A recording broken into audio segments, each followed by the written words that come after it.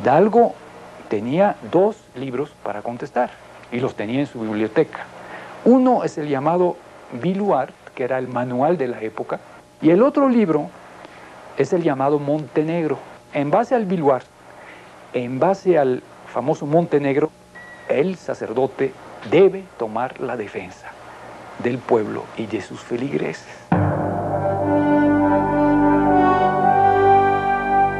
¿Qué tal, maestros, maestras? Este es el tercero de la serie de 4 programas que dentro de nuestro círculo de lectura dedicamos al libro Hidalgo de Jan Meyer. En esta ocasión comentaremos 8 capítulos, iniciando con el denominado Hombre de Luces Cristianas en la página 28 y finalizando con el que lleva el nombre de Generalísimo en la página 42. En lo fundamental, esta parte de nuestra lectura cubre lo relativo a las conspiraciones de Valladolid y Querétaro, que culminaron con el levantamiento popular encabezado por Hidalgo el 16 de septiembre de 1810, y los principales avatares de la lucha insurgente hasta finales de octubre de ese mismo año, cuando luego de la batalla del Monte de las Cruces, los rebeldes se encontraron a las puertas de la capital de la Nueva España.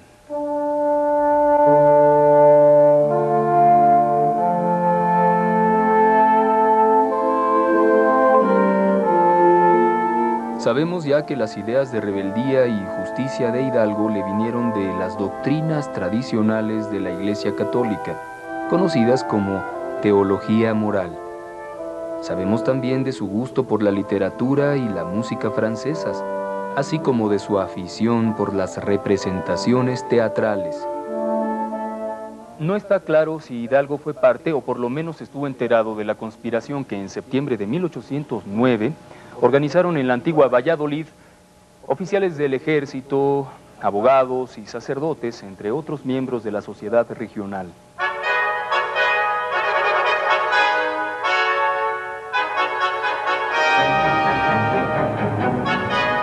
La invasión napoleónica a España en 1808 y la renuncia al trono del rey Fernando VII en favor de los invasores tuvo un enorme impacto en la Nueva España. No solo la legítima autoridad del monarca había sido usurpada, sino que quien la llevó a cabo era identificado como enemigo de la fe católica, como el impío francés. En ese momento el Papa de Roma era preso de Napoleón. El Papa anterior había muerto en cautiverio en Francia y su cuerpo había sido tirado a la fosa común en la ciudad de Valencia, en el sur de Francia. Ya había pasado el momento álgido de la persecución religiosa. Napoleón había puesto fin a la persecución, sin embargo había arrestado al Papa. Pero antes de Napoleón, la persecución religiosa había sido un episodio de un radicalismo del cual no tenemos idea. Solamente la Unión Soviética intentó de la misma manera acabar con el cristianismo y con la Iglesia católica. Masivamente el clero francés fue diezmado, deportado, los templos cerrados, y el secretario de Gobernación de aquella época, Fouché, después de haber sido un siniestro comisario político y exterminador, mandó poner a la entrada de todos los panteones de Francia: la muerte es un sueño eterno. Entonces, esa propaganda española y en toda Latinoamérica contra los franceses era una propaganda totalmente cierta, o sea, no era una mentira. Y sí es cierto que en México existía una enorme preocupación, entre el clero en especial, y no podemos dudar de la sinceridad de Hidalgo y de su preocupación de que España estaba cayendo totalmente en manos de los franceses. Cuando en 1810 llega la noticia que la última junta, la Junta de Sevilla, ya había capitulado, que había caído en manos de los franceses, entonces dicen, la próxima etapa es México. Y efectivamente llegan los emisarios de Napoleón a Veracruz y también por Luisiana entran para ver si pueden levantar los mexicanos contra los españoles. Hay una carta de Hidalgo donde llama, desde Guadalajara, donde llama a los americanos, en ese momento dice americanos, no dice mexicanos, Dice, ya dejen de apoyar a los españoles. Los españoles son unos herejes, impíos, vendidos a los franceses. Si no nos explica la caída de España, cómo la gloriosa España, de la cual somos hijos, que hizo América, cómo esa gloriosa España pudo caer en manos de los franceses. Nuestro rey está preso, la iglesia está perseguida, y mañana van a llegar a México. Y los españoles que encarcelaron al virrey Iturrigaray van a entregar México a los franceses. Por eso tenemos que tomar el poder, para defender nuestra fe. En Nueva España, la invasión napoleónica a la madre patria desató la lucha por el poder entre criollos y peninsulares. Estos se apresuraron a dar lo que se conoce como el primer golpe de Estado en nuestro territorio y tomaron el control del gobierno colonial en septiembre de 1808. Todo el sistema político del Imperio Español está destruido por Napoleón, quien encarcela a la familia real de España. Entonces hay un vacío de poder, una vacancia de poder, tanto en España como en América. Por eso el fenómeno de esas juntas, en España las juntas provinciales, no hay una junta nacional. Aquí está Sevilla, aquí está el norte, está Cádiz, es el caos, lo que facilita también la tarea a Napoleón, ¿no? Y pasa lo mismo que en México, que con la derrota de las élites, la derrota del ejército en batalla campal, no queda más que el levantamiento popular y la guerrilla.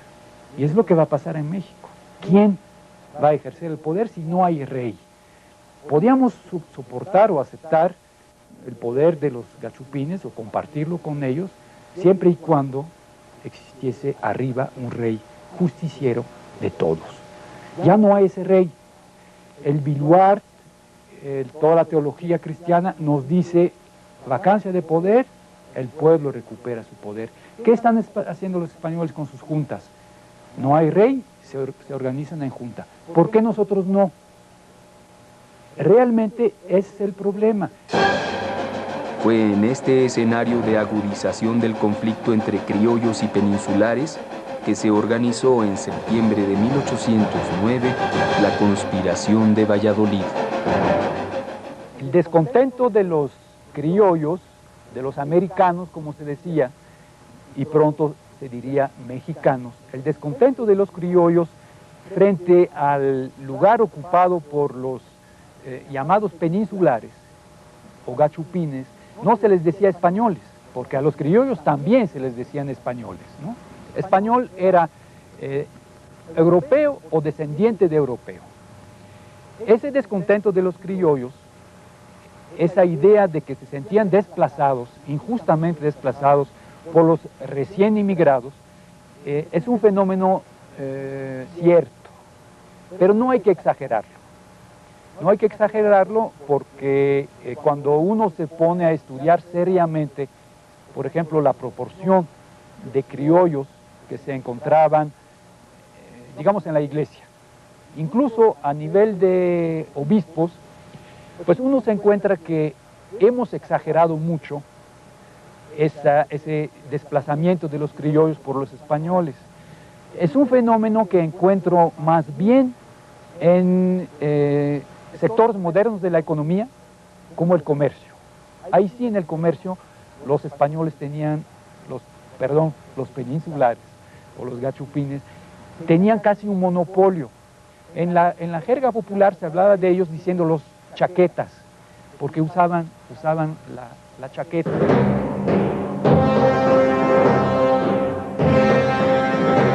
La conspiración de Valladolid fracasó cuando sus dirigentes fueron denunciados. En la mañana del 21 de diciembre de 1809 son arrestados. Sin embargo, una nueva conjura surgió al año siguiente, ahora en la ciudad de Querétaro. Su objetivo, dar un nuevo golpe de Estado, rápido y sin derramar sangre, pero esta vez contra quienes habían dado el primero, es decir, contra los peninsulares que habían depuesto al virrey Iturrigaray.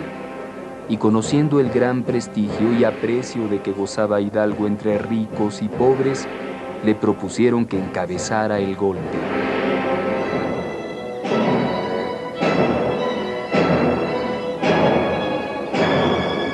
Antes de responder, Hidalgo meditó mucho su decisión.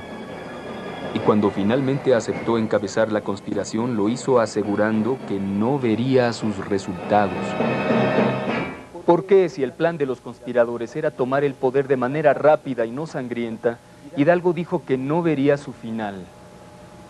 ¿Dudó acaso de la efectividad del plan? ¿O desde un principio su idea de la lucha era diferente de la que tenían los otros conjurados? ¿Qué querían los conjurados? Es cierto que Hidalgo contestó, porque hay varios testimonios, contestó a Allende cuando Allende lo invitó.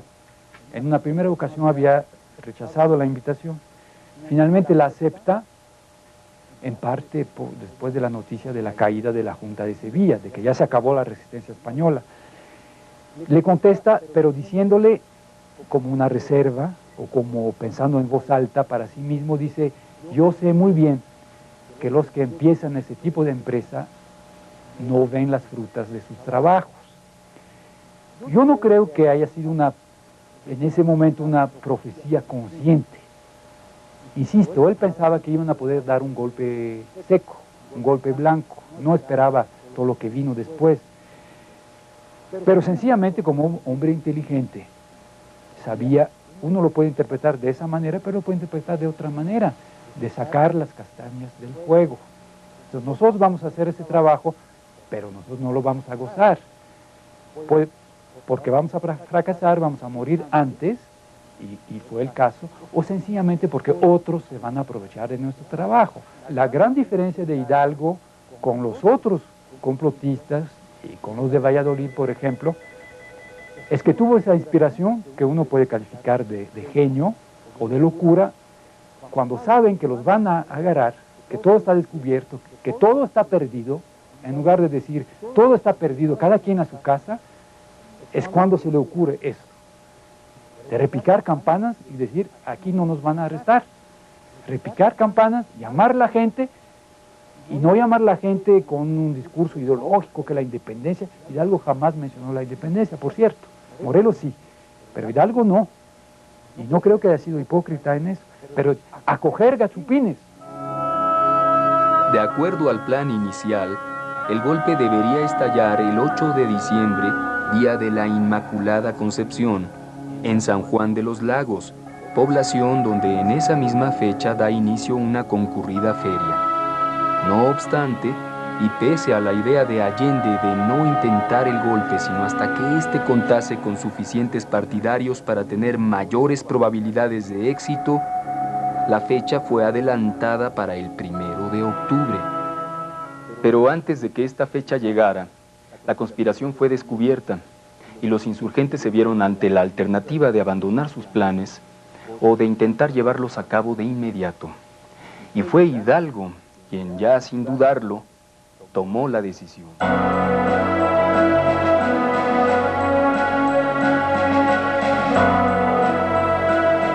La madrugada del 16 de septiembre de 1810, luego de que Allende y Aldama le avisaron que la conspiración había sido descubierta, Hidalgo decidió iniciar inmediatamente el levantamiento. Más temprano que de costumbre, ordenó llamar a misa, en tanto que, al frente de 10 hombres, se dirigió a la cárcel a liberar a los presos para que reforzaran el destacamento al que, acto seguido, mandó a atrapar gachupines. Pero cura Hidalgo sí dijo, coger. Pues no hay ninguna contradicción, porque la figura del rey en aquel entonces era una figura simbólica, como para nosotros la patria o la Constitución, que es sacrosanta e inviolable. Y la figura del rey, un rey que jamás en 3 siglos y medio vino a la Nueva España. Y sin embargo vemos que desaparece ese rey y el imperio español se derrumbe. Es que los símbolos en las sociedades humanas son esenciales, porque el símbolo da la legitimidad al sistema de gobierno. Desaparece la cabeza simbólica que nadie vio nunca, que nadie tocó nunca, y desaparece todo. Ese mismo día, 16 de septiembre, al frente de 300 hombres, que pronto aumentaron hasta sumar 4000, Hidalgo salió de Dolores rumbo a San Miguel el Grande. En Atotonilco, Hidalgo tomó como estandarte una imagen de la Virgen de Guadalupe, que a partir de ese momento se convertiría en símbolo de la lucha insurgente. En esas 24 horas, Hidalgo tuvo dos puntadas. La primera es cuando le dicen, ya vienen a agarrarnos, todo está perdido, sálvese quien pueda. Y él dice, no. Repiquen campanas, arresten los españoles, y va a gritar eso, ¿no?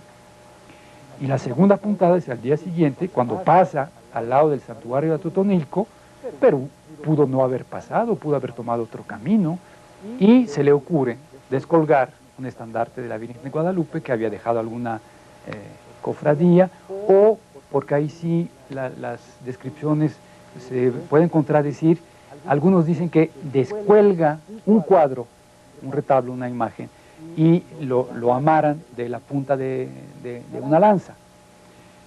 Eso no importa. Lo fabuloso es que al día siguiente todos sus, pues no soldados, sus peregrinos, lucen en los sombreros o en la ropa estampitas de la Virgen de Guadalupe. Lo que significa que ya existía un gran comercio, una gran producción de estampitas de la Virgen de Guadalupe, porque como de un día para otro encuentra tanto. Nosotros pensamos que desde un principio, desde las apariciones mencionadas, el culto ha sido un culto nacional. Y nosotros pensamos que es especialmente un culto indígena. No. Primero es de la Ciudad de México. Y durante mucho tiempo se queda en la Ciudad de México. Es de la Ciudad de México. Y es más bien de criollos y mestizos, no es indígena. Pero en el siglo XVIII, efectivamente, y yo creo que es un elemento de la modernización de la Nueva España, del crecimiento de la red de carreteras, de ciudades y de la influencia centralista de la Ciudad de México, ese culto, propagado por la Iglesia, efectivamente, se vuelve un culto nacional. Pero nacional a un grado tal que durante la Guerra de Independencia, tanto los insurgentes como los realistas invocaban a la Virgen de Guadalupe. Es solamente después de la victoria que la Virgen de Guadalupe se ha quedado exclusivamente insurgente.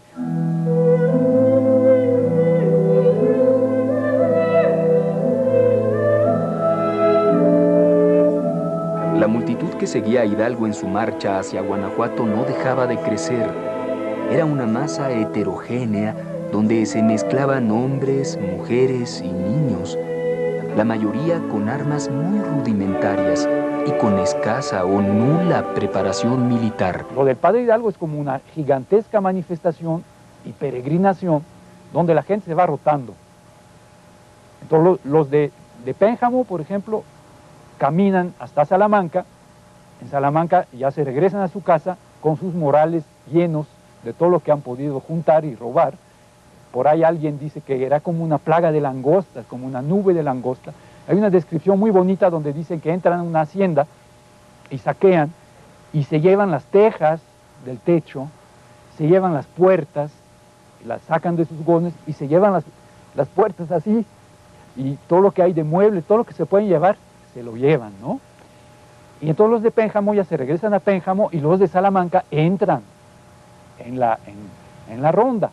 Y los de Salamanca, pues caminan hasta Celaya y en Celaya ya se cansan y ya tienen su botín y dicen adiós y se regresan a su casa. Eso estamos hablando del gran levantamiento masivo, porque a Hidalgo le tocó eso. A Morelos le tocó la guerrilla, que es otro tipo de reclutamiento y de gente. Ahí estamos hablando de decenas de miles de personas. El numeroso pero desordenado ejército de Hidalgo libró su primera batalla a finales del mes de septiembre de 1810, en la rica ciudad minera de Guanajuato. Allí, luego de varias horas de asedio, la tropa insurgente logró penetrar en la alhóndiga de Granaditas, donde masacró a las familias de españoles que se encontraban en su interior. De esta feroz matanza y pillaje, Allende culpó a Hidalgo. Esa discrepancia desde un principio pues se fue abriendo, y las matanzas confirman a Allende en su horror de la solución populachera, como se decía en aquel entonces. culpaba a Hidalgo de esa responsabilidad y después, con más razón, no le perdonó los asesinatos a sangre fría de Valladolid y de Guadalajara. Ya sabe usted ese episodio famoso que está documentado, que él hasta pensó en mandar a asesinar al cura Hidalgo, envenenarlo. Al cura le gustaba tomar chocolate y el chocolate permite esconder los venenos porque por su sabor fuerte y su densidad. Pero los hombres de la época eran realmente cristianos. Así Hidalgo era cristiano, Morelos tuvo que consultar, asesorarse para estar convencido de que era justo levantarse en armas, tenía escrúpulos. De la misma manera Allende consultó con unos sacerdotes y con un canónigo versado en teología si era legítimo envenenar a Hidalgo. Y el teólogo le dijo pues que no se podía. Y entonces no lo envenenó, pero para decirle hasta qué grado había llegado el desacuerdo entre los dos hombres.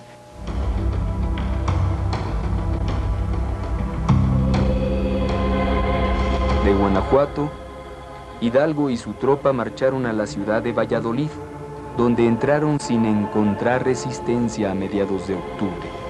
Las más altas autoridades, tanto civiles como militares, habían huido y las que quedaron se apresuraron a levantar la excomunión que pesaba sobre Hidalgo.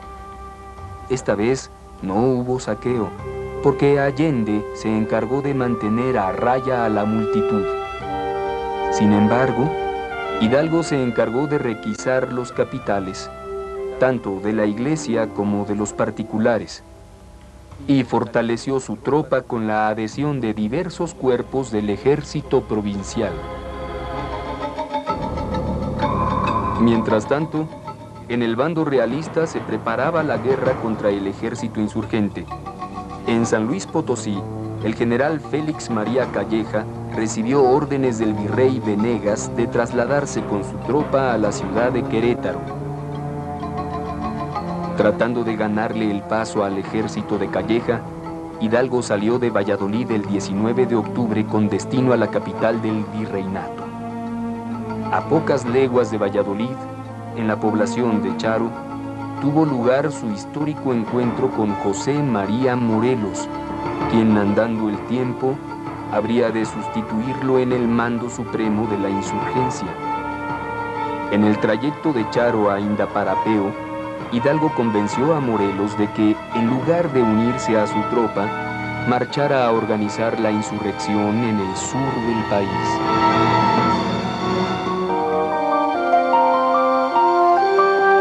En Indaparapeo culminó la transformación del otrora modesto cura. Ante su ejército, compuesto para entonces por más de 80,000 hombres, Hidalgo se presentó ataviado con las galas propias de un gran personaje.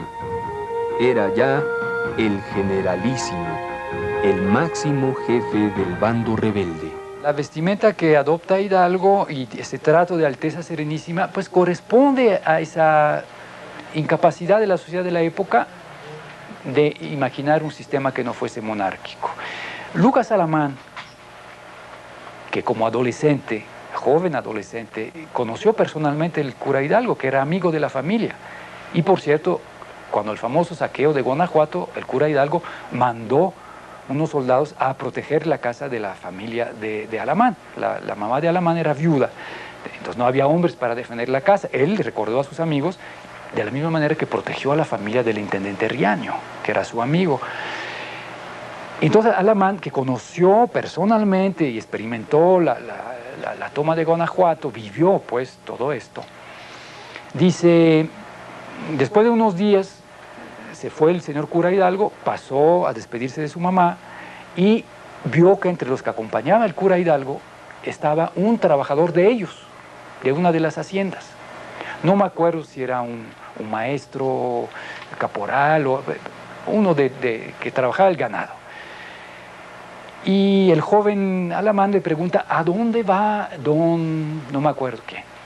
Dice, vamos a México, voy a poner el señor cura en su trono y después regreso a trabajar el ranchito que me va a dar.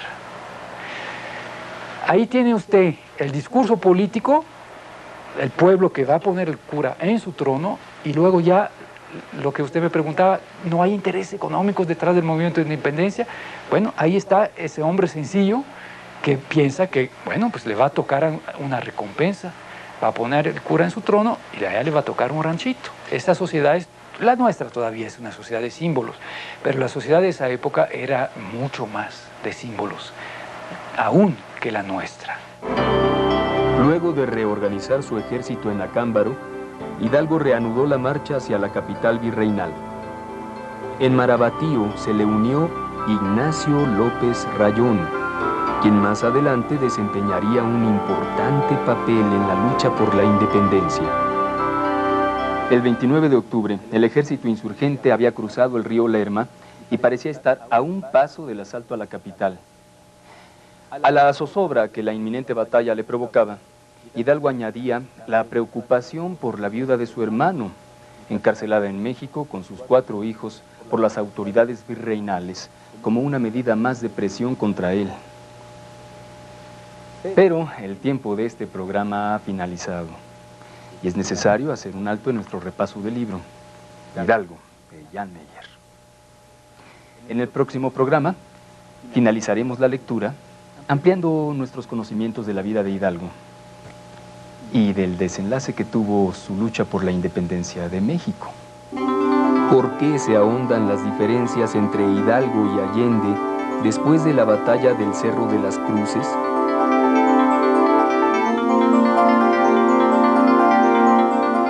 ¿Qué sucede con el cura desde su separación con Allende hasta que vuelven a juntarse en su camino hacia el norte del país?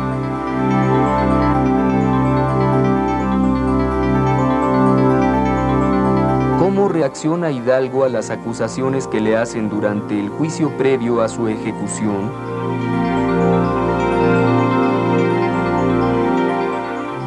No se olviden de leer los últimos 8 capítulos para que su aprovechamiento esté seguro y que la lectura sea mayor. Gracias y hasta la próxima.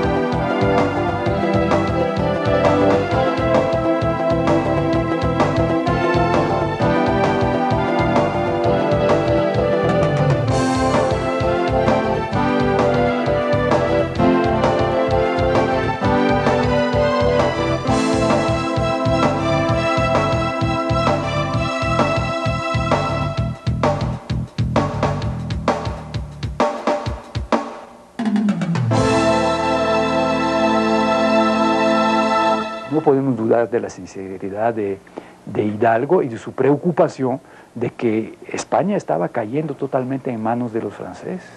Cuando en 1810 llega la noticia que la última junta, la Junta de Sevilla, ya había capitulado, que había caído en manos de los franceses, entonces dicen, la próxima etapa es México. En 1808, la invasión de España por las tropas de Napoleón Bonaparte desató en nuestro territorio la lucha por el poder. Los peninsulares se apresuraron a tomar el control del gobierno virreinal, en tanto que importantes segmentos de los criollos conspiraban para desalojarlos del poder. En 1809, un selecto grupo de estos conspiraba en Valladolid para derrocar a los españoles en el poder, pero fracasaron. Para septiembre de 1810, descubierta antes de tiempo la conspiración de Querétaro, el cura Miguel Hidalgo tomó la decisión de levantar al pueblo contra los españoles, dando inicio de esta manera la Guerra de Independencia.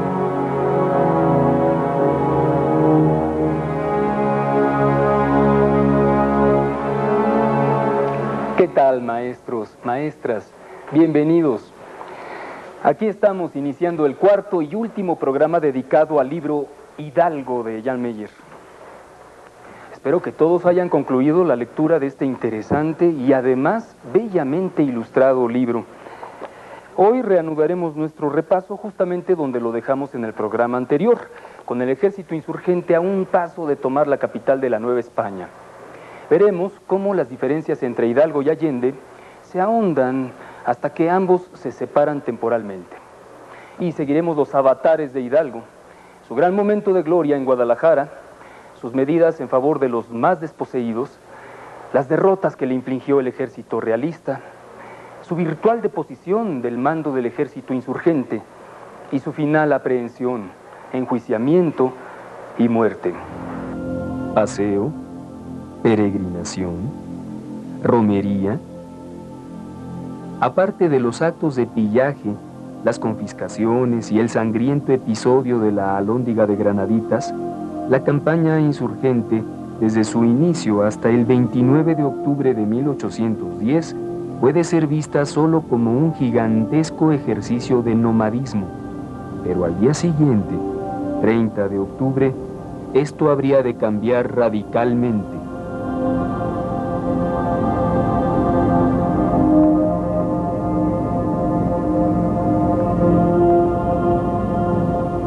Ese día, el gigantesco pero poco entrenado ejército de Hidalgo tuvo su bautizo de sangre al enfrentar una pequeña tropa realista.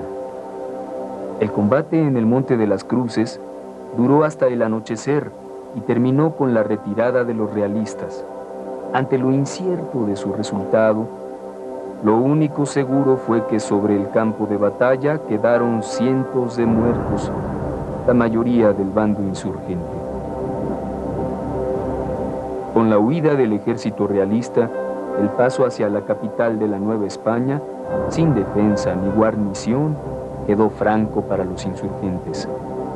Pero la orden de avance no llegó. Hidalgo se abstuvo de atacarla.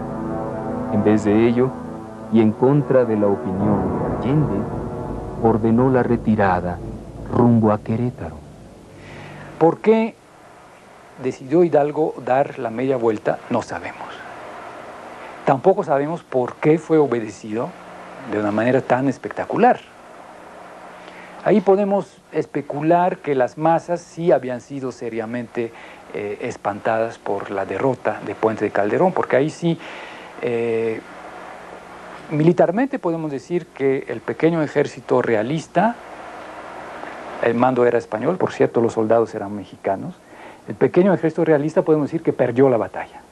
Tuvo que retirarse y dejar abierto el paso de Puente de las Cruces. Pero psicológicamente y políticamente ganó la batalla, porque el espanto entre los insurgentes fue mayúsculo. Es cierto que ahí murieron miles de hombres.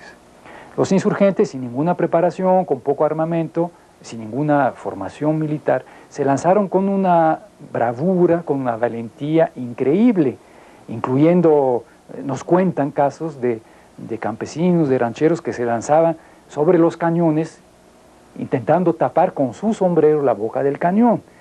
Valentía o ignorancia absoluta. Fue su primera prueba de fuego, porque los que habían sufrido, los que habían tomado la Alhóndiga de Guanajuato, pues era gente prácticamente de Guanajuato. Ahí sí murió bastante gente, pero fue una victoria. Y cuando digo bastante gente, estoy hablando de 200, 300 muertos. En Puente de Calderón, de los 80,000, pues quizá murieron 5,000 o 8,000. Es muchísimo. Por la primera vez la gente probó que todos esos rumores que corrían, que como el cura era un santo, que la Virgen de Guadalupe se le aparecía de noche, pues sus soldados no iban a morir, que eran invencibles. Yo creo que ese ejército sí ya le tenía mucho miedo a otra batalla. Y cuando Hidalgo le dijo, muchachos, regresamos a casa, muy contentos obedecieron. Pero ¿por qué Hidalgo tomó la decisión? Quizá precisamente en este caso, pues de repente aceptó los argumentos de Allende y dijo, si entro a la Ciudad de México, que es 10 veces más grande que Guanajuato, el saqueo, la matanza va a ser 10 veces más grande, y ahí sí no voy a poder controlar nada. Entonces quizá esa podría ser la explicación. El 7 de noviembre, en su marcha hacia Querétaro, los insurgentes toparon accidentalmente en Aculco con otro ejército realista que del Bajío se dirigía a la capital. Sorprendidos, los seguidores de Hidalgo apenas si presentaron batalla y emprendieron la huida. La decisión del cura de no entrar a la Ciudad de México, después de la batalla del Monte de las Cruces, y el resultado de la batalla de Aculco, ahondaron la enemistad que ya existía entre Hidalgo y Allende. Este culpaba a aquel de los fracasos militares y de haberse negado a negociar con el virrey. No parece que haya ofrecido más que amnistía, borrón y cuenta nueva. Entonces, pero nada de negociaciones políticas, nada de lenguaje político, de ofrecer reformas políticas, de tal manera que no creo que ese reproche de Allende sea fundado.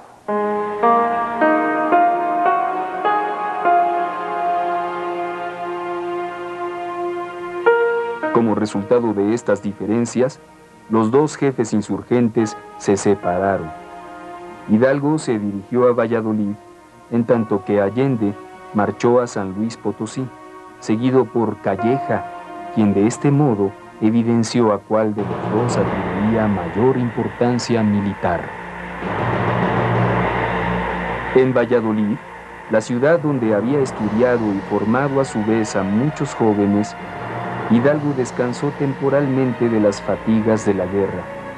Tuvo tiempo entonces de refutar las acusaciones que contra él habían lanzado las autoridades eclesiásticas y que buscaban minar la autoridad moral que el cura Hidalgo tenía entre sus seguidores.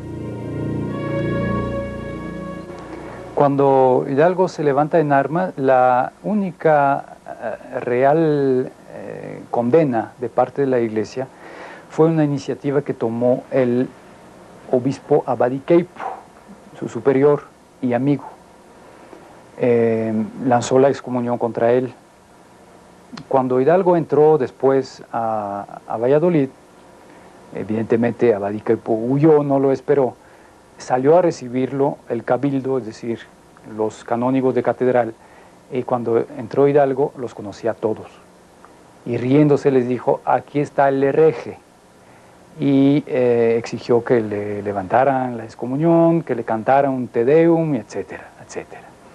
Más adelante la Iglesia resolvió el problema dictaminando que la excomunión era ilegal porque pecaba de un grave defecto, y es que el obispo Abadiqueipo no era obispo titular, estaba todavía en trámite en Madrid y jamás fue obispo titular, porque era hijo natural, y que eso era un impedimento. De tal manera que se encontró un truco formal para cancelar esa. De todo modo, no tuvo absolutamente ningún efecto en la religiosidad popular, ¿no? La leyenda negra que sus enemigos tejían en torno a Hidalgo se alimentaba de las atrocidades que, al parecer, con su consentimiento, se cometían en el bando insurgente.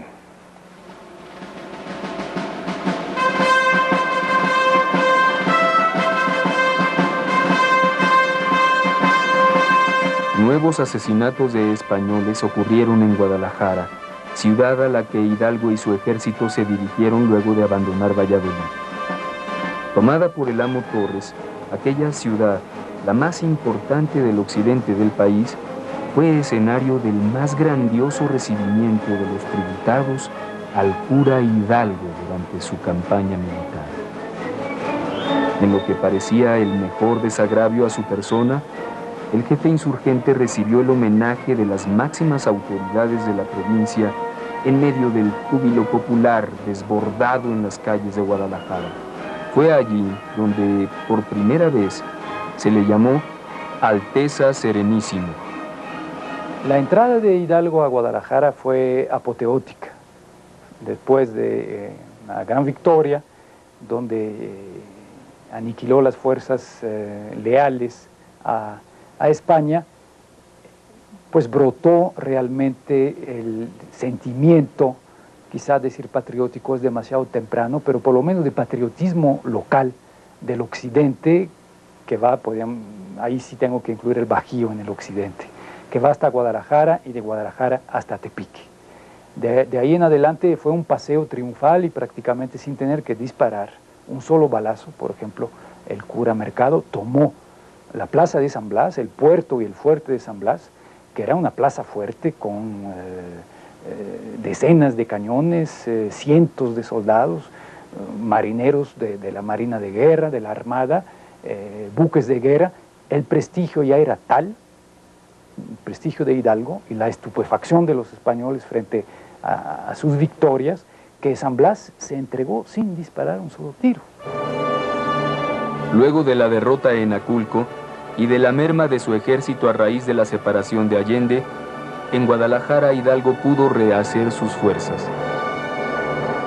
Organizó formalmente un gobierno insurgente, delegó su autoridad en diversos comisionados encargados de propagar la lucha insurgente en el noroeste, ordenó la publicación del periódico El Despertador Americano, para hacer proselitismo por la causa de la independencia, y legisló en materia agraria y penal. En Guadalajara expide dos leyes fundamentales Hidalgo. La primera es la abolición de la esclavitud y la segunda es la abolición del tributo, que era un impuesto que pagaban únicamente los indígenas como símbolo de que habían sido conquistados. De tal manera que esa ley la podemos interpretar y ampliar sin exagerar, diciendo que es la abolición del sistema de castas, del sistema étnico. Esa ley significa que ya no hay blancos, negros, morenos, mulatos, mestizos, sino que hay puros americanos o mexicanos, como quiere usted.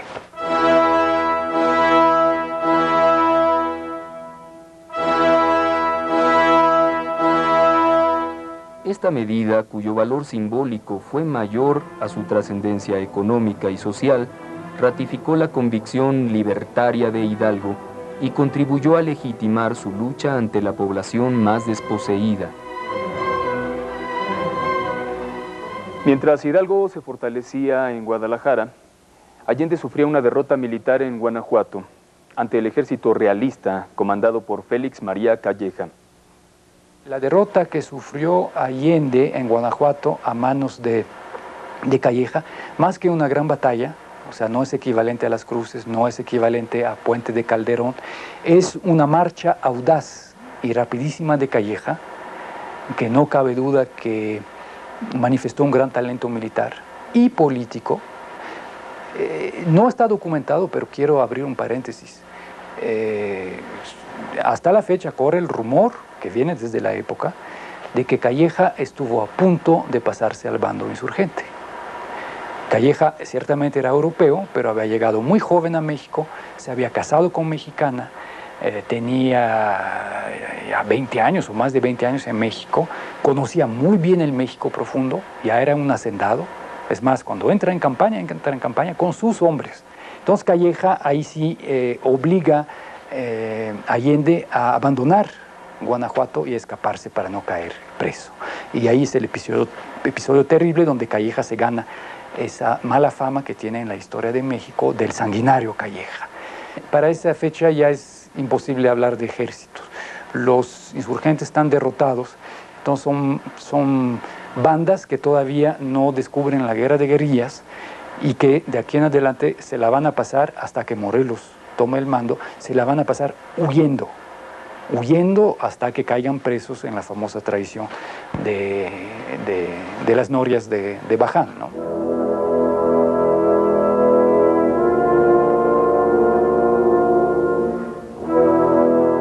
Reunificadas en un solo ejército, las tropas de Hidalgo y Allende marcharon rumbo a Querétaro y a la capital del virreinato. En tanto, en su búsqueda, el ejército de Calleja se desplazaba desde Guanajuato con dirección a Guadalajara. El encuentro ocurrió el 17 de enero en el sitio conocido como Puente de Calderón. Fue la batalla decisiva en esta etapa de la Guerra de Independencia. Para la mayoría de ellos es su primera batalla, no están fogueados y no van a resistir. El problema no es tanto la artillería de los realistas, que tenían poca, y realmente la posición de los insurgentes era una posición que hoy en día casi en escuela de guerra uno puede decir nadie la podía tomar. Estaban en las alturas, tenían más de 100 piezas de cañón mal situadas, mal ajustadas, no tenían el personal para servirlas. Entonces hicieron un ruido enorme, pero no le hicieron casi ningún daño a los realistas de Calleja porque pasaban encima, ¿no? Lo que no resistieron las milicias fue, porque eso sí no se lo esperaban, que la pequeña y disciplinada tropa de Calleja fuese capaz de subir a pie esa costa bajo el fuego granizado y subir sin disparar, porque la subida es tan empinada que prácticamente hay que subir a gatas, con el rifle en hombros, pararse 2 minutos para formarse, sacar el rifle, esperar la orden de atacar y atacar en ese momento, prácticamente a la bayoneta. Entonces, al momento del contacto físico, huyeron, se desbandaron, no esperaron el contacto, les parecía imposible que de repente esas tropas se presentara y surgiera en formación disciplinada. Pero a pesar de su superioridad numérica y de sus avances en organización militar, los insurgentes no lograron vencer al ejército de Calleja. Derrotados, disminuidas sus filas por los caídos en el campo de batalla, huyeron con dirección al norte. La causa de la independencia en esta primera etapa de la lucha parecía perdida. La derrota en Puente de Calderón terminó de desacreditar a Hidalgo ante sus principales oficiales, encabezados por Allende. En una hacienda cercana a la ciudad de Aguascalientes, decidieron quitarle a Hidalgo el mando militar. Y después de la batalla de Puente de Calderón, de la derrota de Puente de Calderón, ya el grupito de militares, encabezado por Allende, le quita, oficialmente el pueblo no lo sabe, que es interesante porque se ve que necesitan de Hidalgo para mantener el movimiento, pero le quitan a Hidalgo el mando militar. Hidalgo sigue podríamos decir, como la figura exterior, ciertamente sí le dejan el mando político, pero le quitan el mando militar.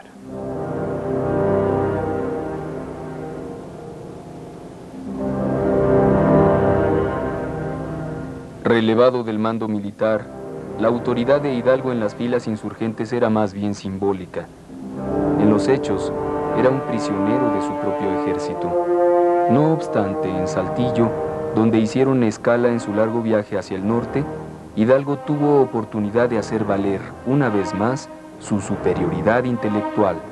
Allí fue el encargado de redactar la respuesta al ofrecimiento de indulto que les había hecho llegar el virrey Venegas, a condición de que reconociesen a la legítima autoridad soberana establecida en España.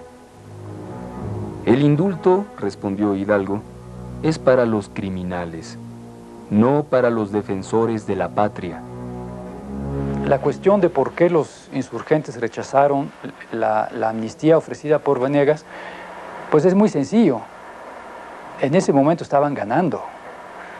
Ese pobre virrey que acababa de llegar a la Ciudad de México, le tocaba, como estrenar su virreinato, le tocaba el levantamiento de Hidalgo, pues estaba prácticamente acorralado, cercado en su capital. No tenía noticias de provincia, no sabía qué pasaba en otras partes. Lo más probable que era el último reducto de México hasta Veracruz y punto. De tal manera que los insurgentes no tenían ninguna razón ni para dudar un minuto en rechazar la amnistía. Luego de rechazar el indulto, los insurgentes reanudaron su penoso avance hacia el norte. El 21 de marzo, agotados y sedientos, llegaron a un aguaje en el desierto de Chihuahua conocido como Acatita de Baján, donde, víctimas de la traición del teniente coronel Ignacio Elizondo, fueron aprehendidos.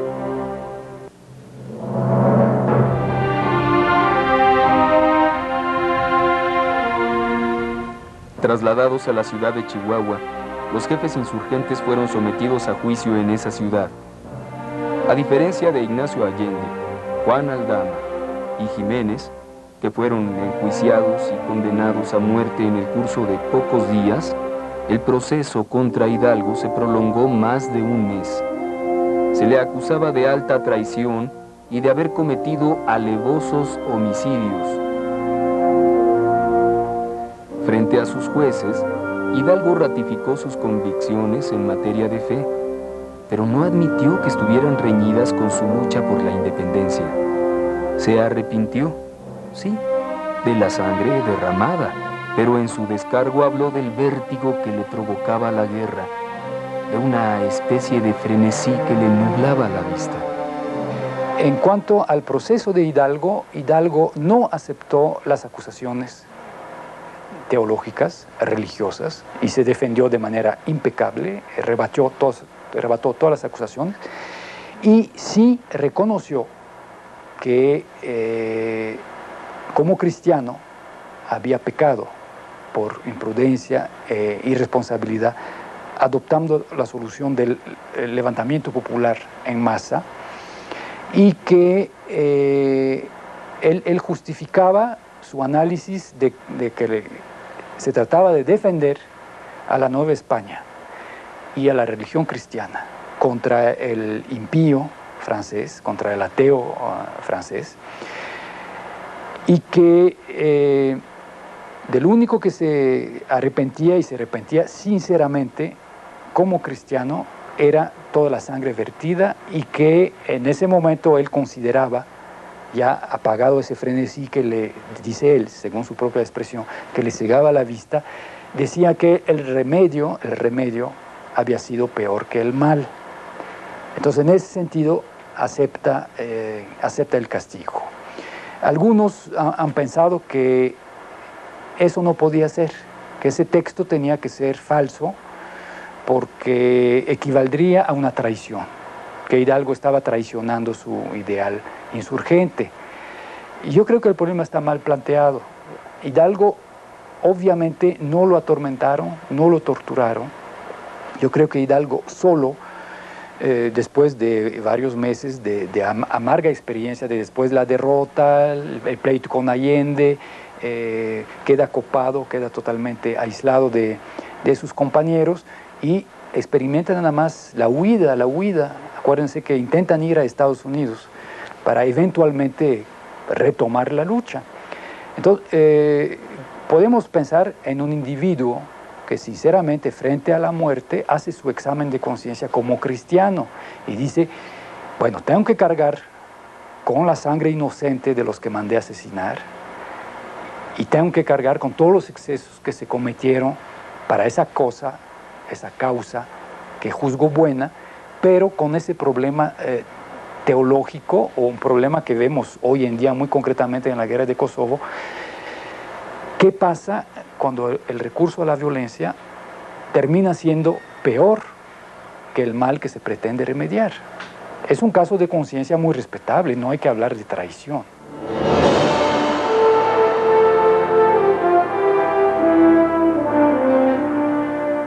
La sentencia a muerte le fue dictada el 26 de julio.